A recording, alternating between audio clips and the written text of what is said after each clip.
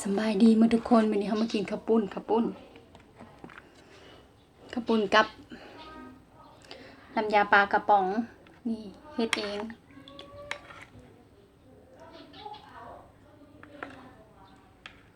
กำลังฮอต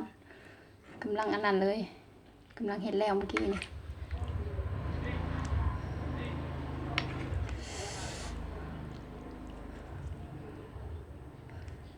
โหดเข้าไปดู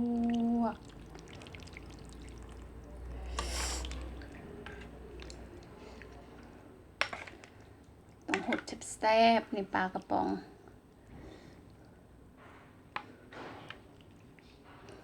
ผักกับก็มีบักกะหลาย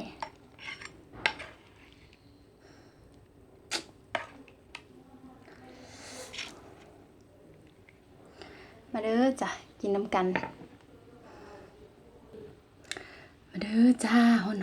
นๆ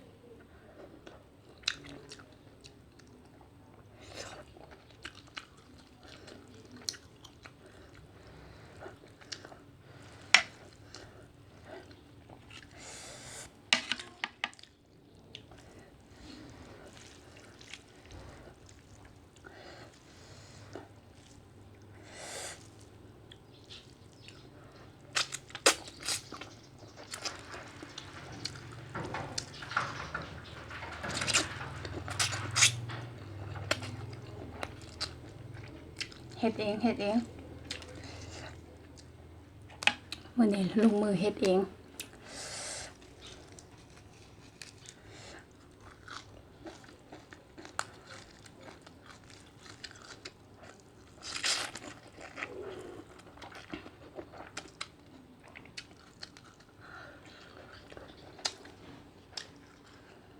ผักกับบักหลายอย่าง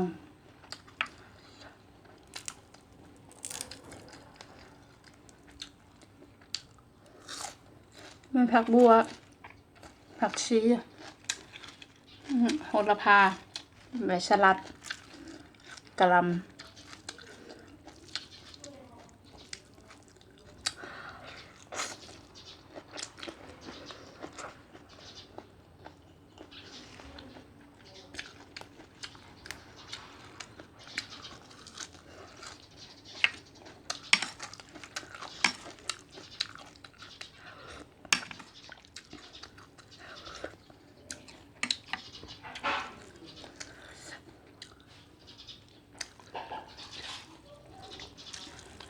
เป็นรสคือเก่า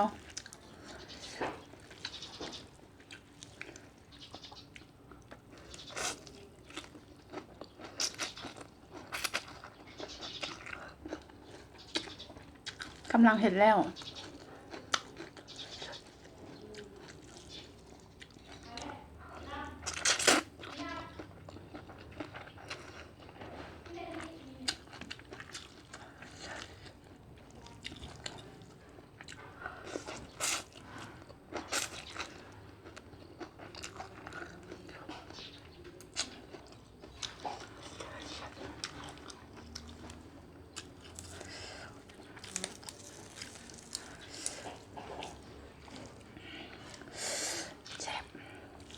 เอาปลากระป๋องไปแล้วปลาทูเห็ดนี่ได้ปลากระป๋อง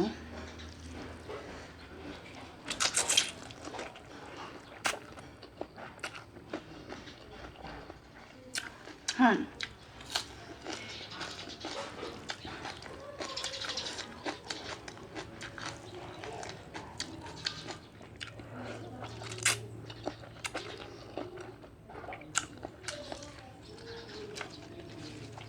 สิเปิดพัดลมกันยันเสียงมันดัง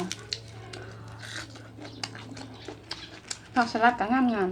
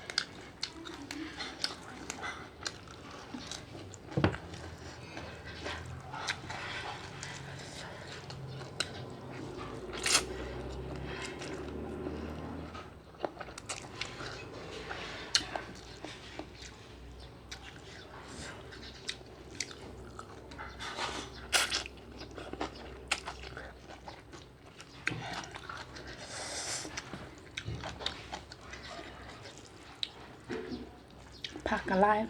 ข้าวปุ่นกะลาย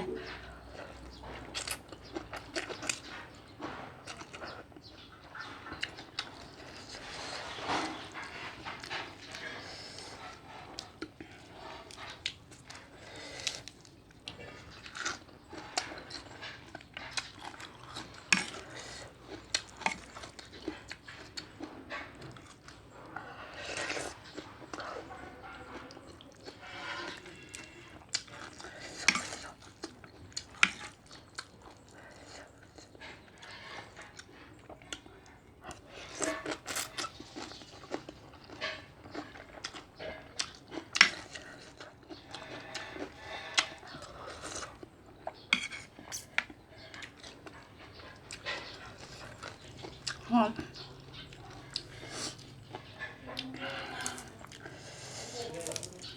น้ำข้าวปุ้นกะฮ้อนอากาศกะฮ้อนมันก็เลยเข้ากัน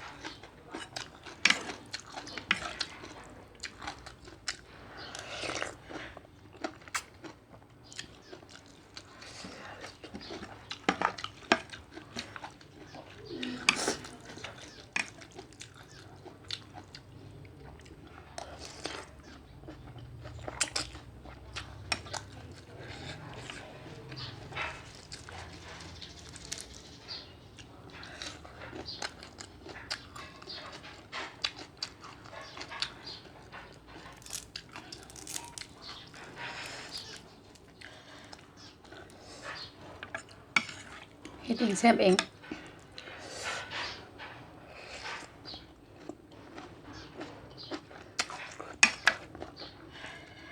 เกลือเหรอ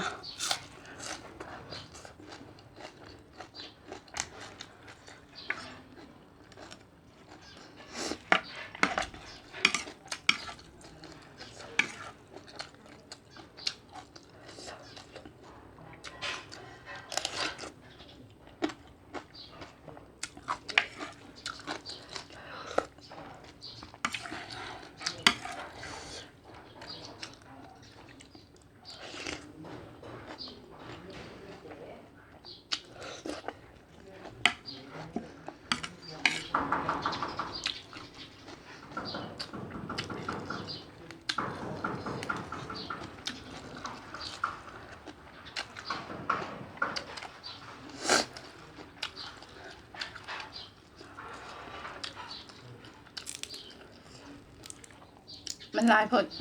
กินบ่เบิดผักก็ได้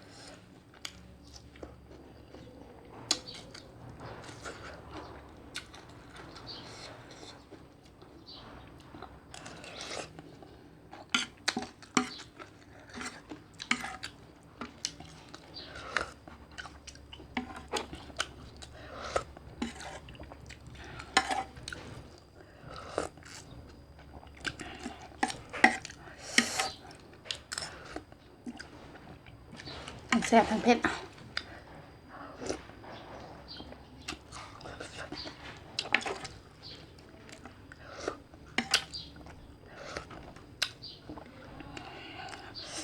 ขอบคุณหลายๆด้วยจ้ะที่เขามากินน้ำกัน